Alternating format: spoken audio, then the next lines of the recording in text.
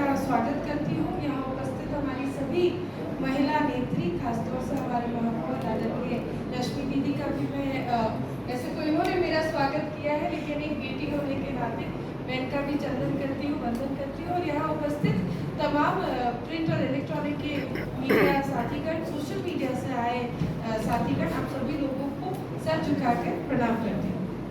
साथियों, हाल में 16 और 17 अप्रैल को देश के यशस्वी लोकप्रिय प्रधानमंत्री आदरणीय नरेंद्र मोदी जी ने पार्लियामेंट के स्पेशल सेशन को बुलाकर नारी शक्ति वंदन अधिनियम को पुनः पारित करने का प्रयास किया, लेकिन विपक्ष के लोगों ने अपनी चाल चली।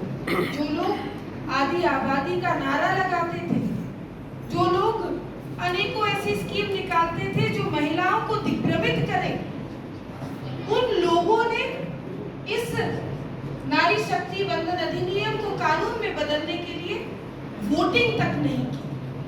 ये वो लोग हैं साथियों जो आधी आबादी को सिर्फ एक नारा रहने देना चाहते हैं। ये नहीं चाहते कि आधी आबादी की जो सशक्तिकरण है वो राजनीतिक भागीदारी, राजनीतिक प्रतिनिधित्व में बदले। ये नहीं चाहते कि महिला आगे बढ़े। और ये स्पष्ट दिखा, सिर्फ मुझे या पार्लियामेंट हाउस में बैठे नेतागण को नहीं, बल्कि भारत के हर एक उस महिला को इस बात की पीड़ा कि ये अधिनियम को पारित नहीं किया। साथियों, प्रधानमंत्री नरेंद्र मोदी जी ने स्पष्ट कहा कि यह बात क्रेडिट लेने की नहीं है। अगर कोई भी महिला आगे बढ़ती है, चुनाव होता है, डेमोक्रेसी है। अगर कोई भी महिला चुनाव लड़ती है तो सिर्फ भारतीय जनता पार्टी या एनडीए की नहीं लड़ेगी। ये आरक्षण सभी महिलाओं के लिए सामान्य रूप से आ रहा है। और तरह तरह का तर्क देके, जिनमें कोई भी वजूद की बात नहीं थी, इन लोगों ने वोट करने से इनकार किया। और अफसोसजनक बात, 17 अप्रैल को सिर्फ ये बिल नहीं गिरा, लेकिन कांग्रेस और कांग्रेस के साथ गठबंधन करने वाली इंडिया अलायंस के जितने भी नेतागण थे, वो लोग भारत के हर एक महिला की नजरों में गिर गए। साथियों, सेंसस जब पिछली बार हुआ था, जनगणना 1971 में 55 करोड़ की आबादी थी। आज वह आबादी बढ़कर 140 करोड़ की हो गई है। एक मेंबर ऑफ पार्लियामेंट लोकसभा को लगभग 26 लाख लोगों का प्रतिनिधित्व करना पड़ता है। आप मुझे बताइए, क्या आज आवश्यकता नहीं है परिसीमन की? क्या आज अपनी कॉन्स्टिट्यूएंसीज को बेहतर प्रतिनिधित्व करने के लिए बढ़ावा यानी कि बढ़ोतरी करने की आवश्यकता नहीं है?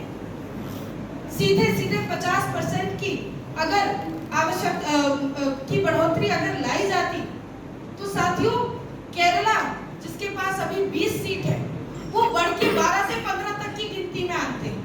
तमिलनाडु की सीट्स भी उसी तरीके से बढ़ जाती।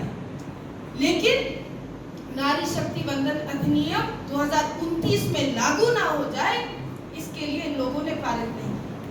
तर्क दिया कि दक्षिण भारत के जो 5 राज्य हैं, उन राज्यों की जो प्रतिनिधित्व है वो घटेगी।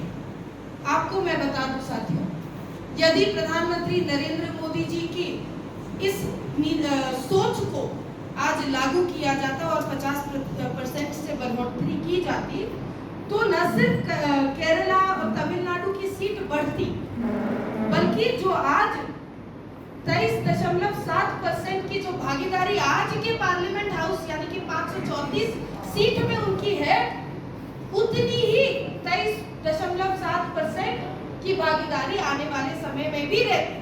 यानी कि इसमें कोई हेरफेर नहीं। लेकिन अब नियम अनुसार, कॉन्स्टिट्यूशन के आधार पर जब जनगणना भारत में समाप्त होगा, तो आर्टिकल 81 और आर्टिकल 82 के तहत आर्टिकल 330A जो महिला आरक्षण का प्रावधान भारत के संविधान अनुसार भारत में होना चाहिए, उस अनुसार ये निश्चित रूप से लागू होगा। और तब जो दक्षिण राज्य है, हो सकता है कि उनकी सीट में कमी आएगी और उनका प्रतिनिधित्व घटेगा। साथियों, ये बात समझने की आवश्यकता है।